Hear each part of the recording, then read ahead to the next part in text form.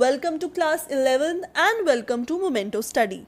Well, legal studies is quite an interesting subject and इस subject में आपको various philosophies, doctrines, various laws and बहुत सारे government, political institutions के बारे में you will study in this subject. So this subject is interesting, you will love the course.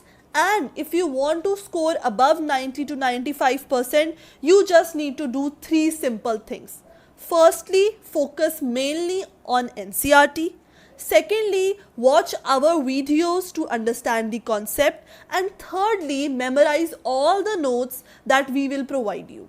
Well, the notes जो मैंने बनाए हैं, they are quite exhaustive. एक topic इसमें covered है and they are very covered in a very simplified manner.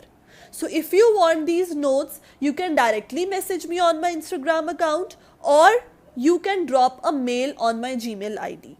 So in this channel, in this Momento Study, I will make video for each unit. So you do not need to bother yourself in any other things. Just focus on our videos and NCERT and you will score above 95%. That's the guarantee.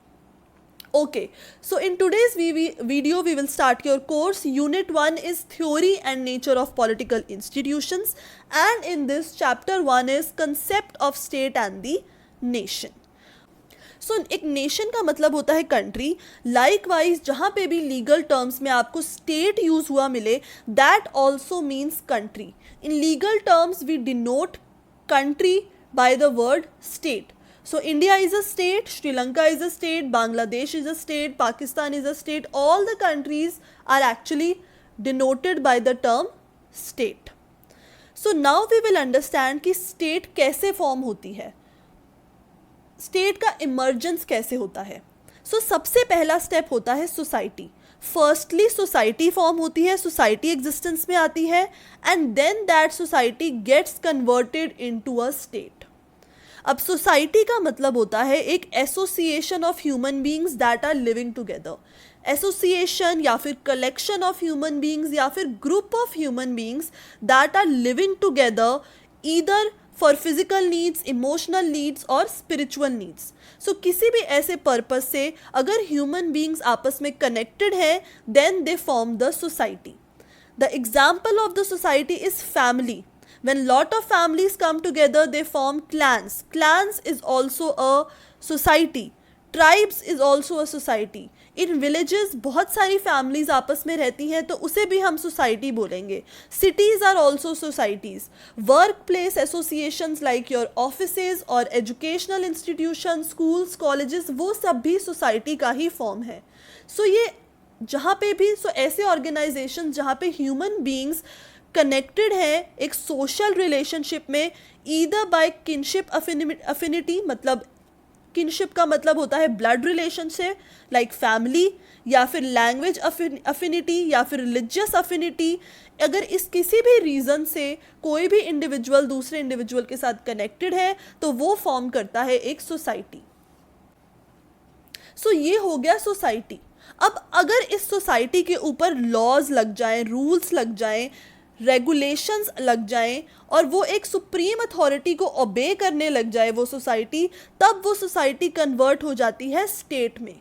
So as जो हमने starting में यहाँ मैंने definition लिखी है, state is basically a society politically organised state.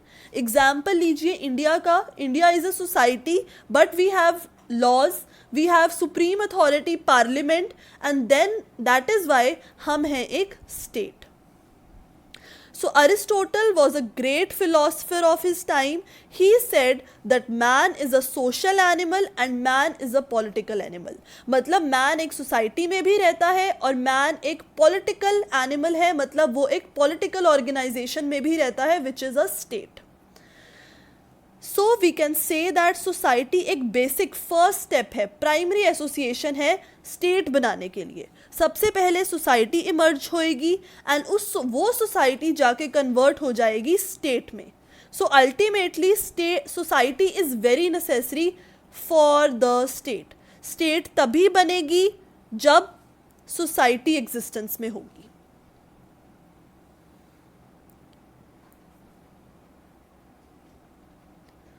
So state के basically 3 main elements हैं। किसी भी स्टेट को एग्जिस्टेंस में लाने के लिए सबसे पहले पीपल होना बहुत ज़रूरी है। We will take the example of India side by side. That first requirement is people. So India में there are lot of citizens. Second requirement is territory. Territory का मतलब होता है एक fixed land. We all know that India has a fixed territory, fixed land है हमारे पास। Second requirement है government. Government, we have political parties, we have parliament, we have a proper structure of government in India. So these 3 are main elements to form a state. अगर ये तीनों elements present होंगे जैसे India में present है, तभी एक society को हम स्टेट मान सकते हैं। लास्ट एलिमेंट जो लेटर ऑन ऐड हुआ था दैट वाज सॉवरेनिटी। सॉवरेनिटी का मतलब है उस सोसाइटी के पास पावर है अपने आप को रूल करने की, एंड वो किसी और कंट्री से रूल्ड नहीं है। For example, India is ruled by itself. India खुद से रूल होता है। इंडिया किसी भी और कंट्री के ऑर्डर्स नहीं सुनता। किसी भी फॉर एग्जाम्पल, इंडिया खुद से रूल होता है। इंडिया किसी और कंट्री के अंडर नहीं आता। So India is a sovereign nation. So these are basically the 4 elements. अगर ये चारों एलिमेंट्स प्रेजेंट हो, then only a society will be said to be a state. Various different authors have given their own definition of state. Machiavelli says that Machiavelli defines state as the power which has authority over men. Aristotle says state is an association of families and villages for the sake of attaining a perfect and self-sufficient existence. So just go through these definitions once. The concept is same, that society है and उस society से emerge होती है state. Now various different authors have given different definition कि state आई कहाँ से, कि origin कैसे हुआ state का, मतलब society का origin कैसे हुआ. So we will study different theories under this heading. First theory है theory of kinship. Kinship का meaning I have told you, it means blood relationships. People who are connected by blood relationships. For example, family. Family में all the members are related by blood. So we will say that family is an example of kinship, right? Family was the unit of society at the beginning. So इस theory के according, we are studying theory of kinship. इस theory के according, family is the first and the basic unit of society. सबसे पहले family होती है, and वो family blood relation से and kinship से साथ में रहती है. Of course family का basic unit ही blood relationship है. So एक family connected होती है blood relation और kinship से, and अगर एक फैमिली ऑफ 10 मेंबर्स है तो डेफिनेटली उस फैमिली में एक हेड ऑफ फैमिली भी होगा. सो ये थ्योरी बोलती है कि जो फैमिली साथ में रह रही है उस फैमिली के सारे मेंबर्स एक हेड ऑफ फैमिली को सुनते हैं, उनकी बात को मानते हैं, एंड उस हेड ऑफ फैमिली को हम एक कॉमन एंसेस्टर बोलते हैं. एंड देयरफॉर ये थ्योरी बोलती है कि किनशिप क्रिएटेड सोसाइटी, मतलब ब्लड रिलेशनशिप से फैमिली आई, उस फैमिली से सोसाइटी बनी, एंड हेंस फोर्थ सोसाइटी से बन गया स्टेट.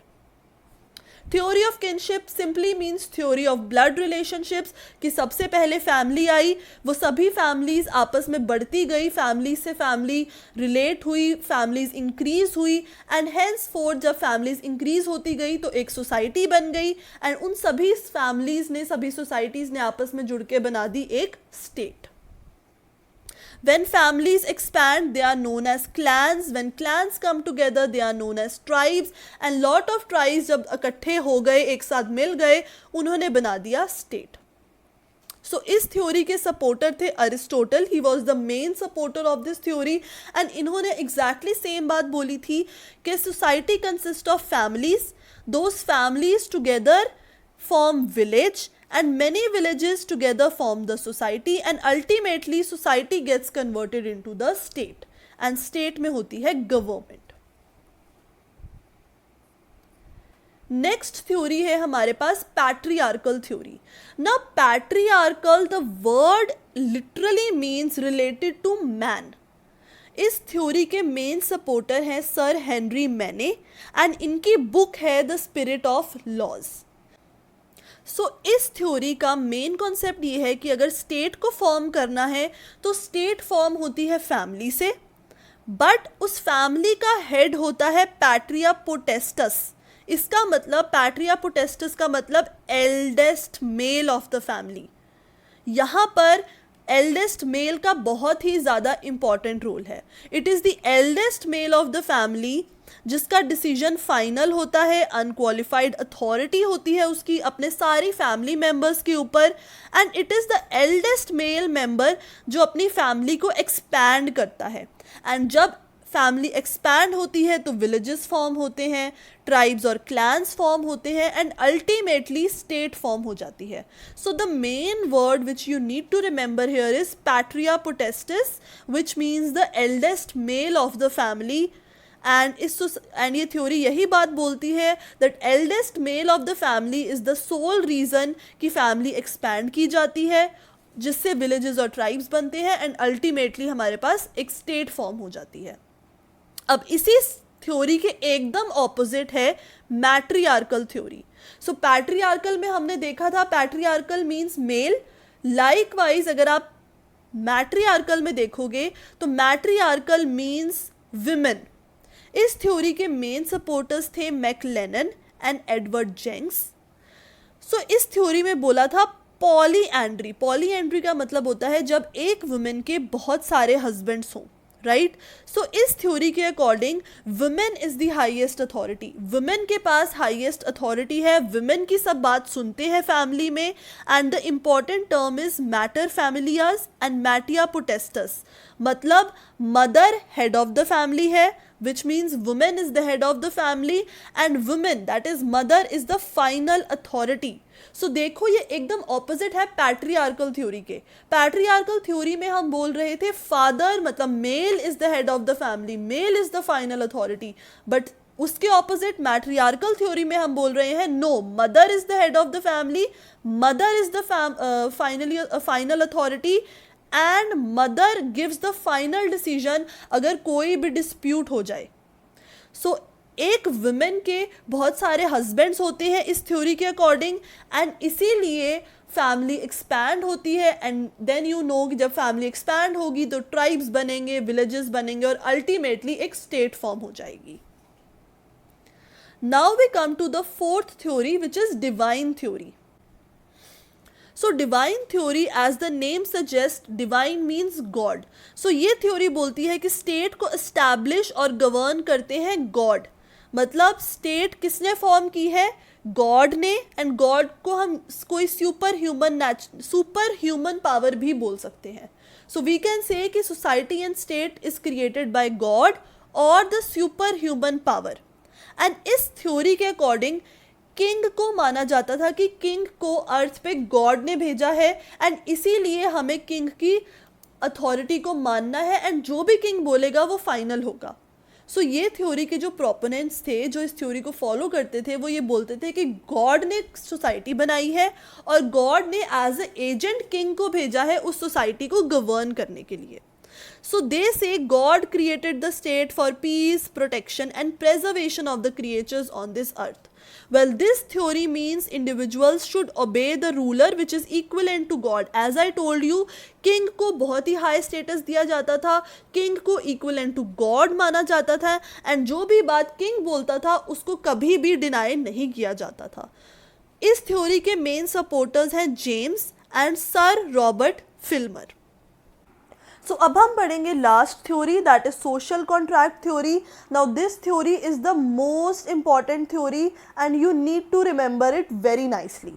सो इस थ्योरी को 3 फिलोसफर्स ने मिलके दिया था। First was Thomas Hobbes, John Locke, and third was Jean Rousseau. इन तीनों ने डिफरेंट चीज़ें बोली थी, एंड वी विल स्टडी तीनों चीज़ों को differently. But for the introduction you need to understand कि ये थ्योरी बोलती है दैट अर्लियर जब कोई पॉलिटिकल सिस्टम नहीं था, जब कोई गवर्नमेंट नहीं थी, तब लोग स्टेट ऑफ नेचर में रहते थे। स्टेट ऑफ नेचर मतलब प्री पॉलिटिकल कंडीशन, जब कोई गवर्नमेंट नहीं है, कोई रूल्स नहीं है, कोई रेगुलेशंस नहीं है। बट इस स्टेट ऑफ नेचर को एस्केप करने के लिए लोगों ने म्यूचुअल अग्रीमेंट से एंड म्यूचुअल कंसेंट से ये डिसाइड किया that they will enter into a social contract. So this thing is very important here, mutual agreement and mutual consent. इन दो चीज़ों से लोगों ने आपस में मिलकर एक सोशल कॉन्ट्रैक्ट बनाया, और उस सोशल कॉन्ट्रैक्ट में उन्होंने बेसिकली लोगों ने ये डिसाइड किया कि जो लोग हैं वो अपनी सारी पावर गवर्नमेंट को दे देंगे एंड गवर्नमेंट उनके राइट्स को प्रोटेक्ट करेगी.